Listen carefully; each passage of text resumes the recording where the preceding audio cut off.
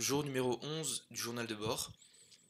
Heu, Aujourd'hui, j'ai remarqué que je postillonnais beaucoup sur le micro. Je vais essayer de parler un peu plus loin du micro et un peu plus fort, de manière à ce que le son soit, particulièrement, amélioré.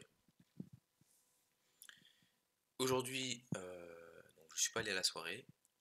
Réveil à 5h30, 40, heu, 1 heure de chinois, 1 heure de mandarin sur, l'application encore une fois. Après, j'ai pas mal procrastiné. J'ai regardé une compète de jeux vidéo de TFT. Et après, j'ai refait 1 heure de mandarin. euh, En regardant des vidéos et en travaillant sur mon bouquin de vocabulaire. Voilà, donc ça c'était le matin. J'ai bossé aussi un peu les cours pour Centrale. Et, l'après-midi, je suis allé avec, avec deux potes acheter des cadeaux de Noël pour mes parents et ma sœur. Donc on est allé en centre-ville. J'ai pu faire mes steps et après on est allé à la salle, séance jambes, et là on est rentré à 19h. Aujourd'hui j'aimerais parler de l'importance de trouver son gym bro, et quand je parle de gym bro, je parle pas euh, de partenaire de salle. Quand je dis gym bro, évidemment je parle de partenaire de salle, mais gym bro j'étends plus ça à mec qui partage vos valeurs exactement. C'est-à-dire que, ou alors mec qui vous inspire, et du coup vous vous calquez sur ses valeurs. Ce qui est un peu plus nocif, mais ce qui est un peu mieux quand c'est vous qui, dans vos discussions, vous vous rendez compte que bah, c'est ce que vous partagez. Par exemple, aujourd'hui, il y a plein de trucs dont j'ai parlé avec ce pote. Par exemple, la soi-disant thérapie du rejet, que j'ai évoqué hier, dans le journal de bord d'hier. Et il m'a dit, putain, incroyable, j'y ai pensé la semaine dernière. J'aimerais trop faire ça pour développer mon éloquence, pour réduire mon stress dans des situations sociales. Et bah c'est cool.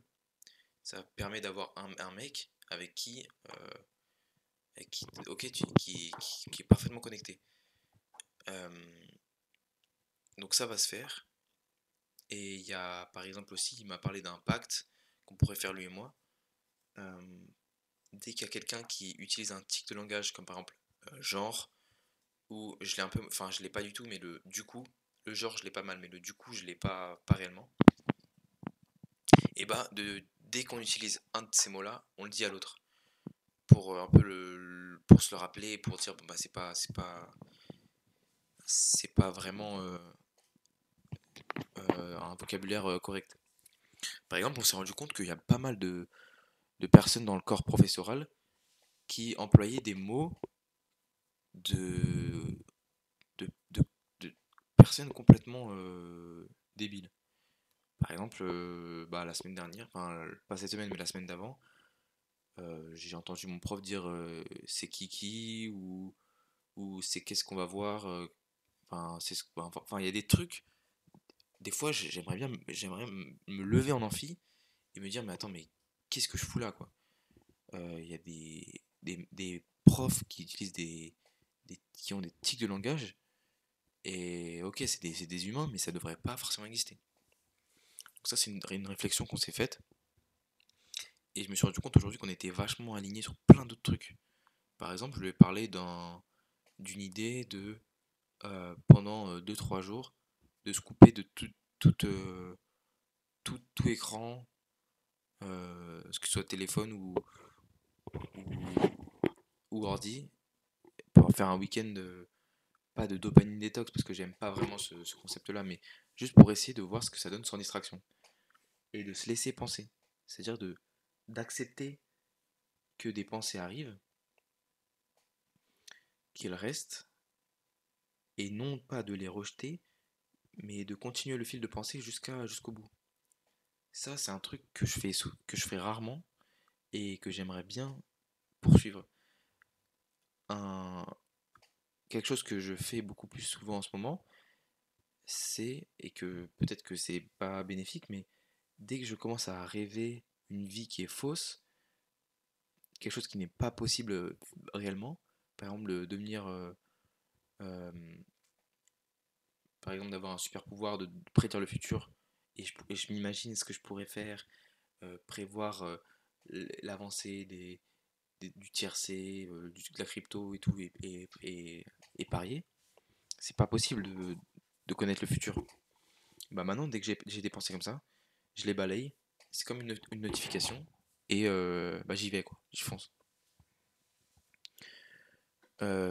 Voilà, donc aujourd'hui j'ai fait pas mal de chinois, et, euh, et j'ai l'impression de me répéter un peu, mais je pense que ça avance pas mal.